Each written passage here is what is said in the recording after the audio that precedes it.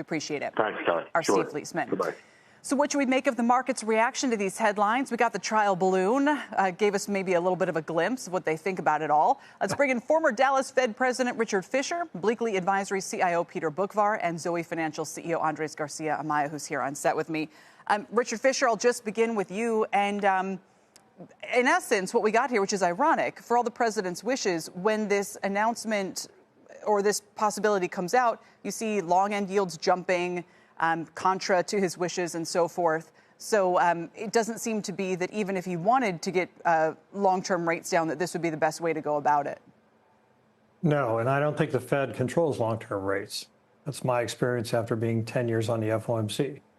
So the markets determine through Treasury auctions what the long-term rates are going to be and the mood of the marketplace. But I find this very interesting. I don't believe the President of the United States can fire the Fed chair. You'll notice the president worked in the business about fraud. Under the Federal Reserve Act, those buildings and what you do with those buildings are completely covered, and they would have to change the Federal Reserve Act to go further into the future in order to take that control away from the Board of Governors who made that decision on the updating of those facilities. What really worries me here, Kelly, is that this could be a nose under the tent of the Federal Reserve Act. And there are plenty of people in Congress who are very loyal to the president. There are others who, obviously, clearly, U.S. Senate Senator Kennedy and so on, who are very powerful people, are totally against pursuing the Federal Reserve. But if they use this as a way to get into the Federal Reserve Act and have it changed, then I think we'll have a lot to worry about. I think the market reaction would be highly negative. And I understand the president. He doesn't have control over the Federal Reserve. He doesn't have control over Jerome Powell. He has control over almost everybody else he has to deal with. It must be very frustrating. But I don't think this is the right thing to do. I don't believe he can fire the chairman. And I don't believe he can find fraud.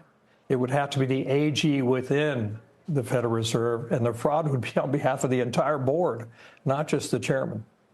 So, again, to me, this is a pretty bald-faced attempt to try to exert pressure. I can tell you one thing. After this, there is no way they're going to cut rates at the end of July.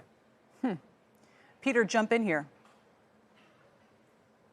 I agree. I don't think this leads to a Jay Powell that is going to be inclined to cut interest rates anytime soon, even though I think there's still a possibility that it happens in September.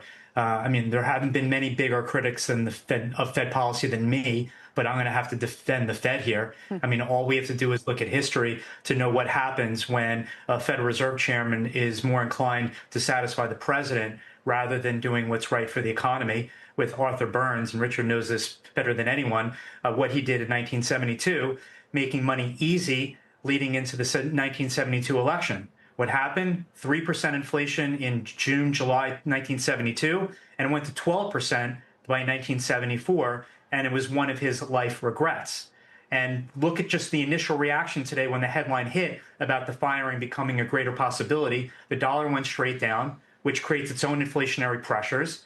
Long rates went straight up, so even a cut in the short-term interest rate is not going to relieve someone who's trying to buy a house and is going to get a 30-year mortgage. In fact, they're worse off with the rate cut.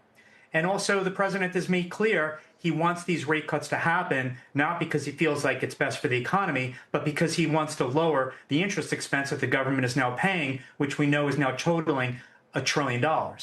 Right. And again, Richard, that interest expense is a blend of short and long-term rates. So if long-term rates go up, that kind of mitigates the effect he's intending here.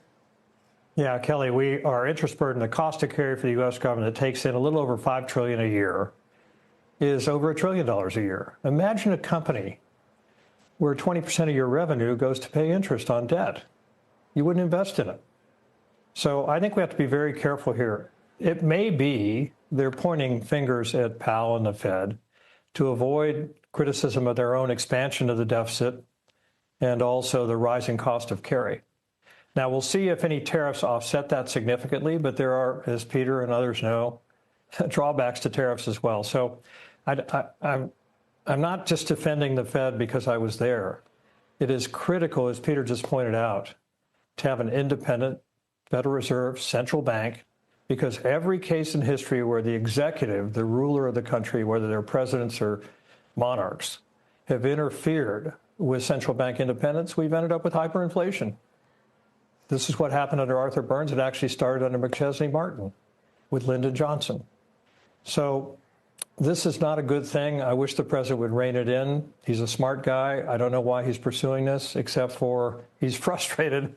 He can't control this one individual, this one group of people.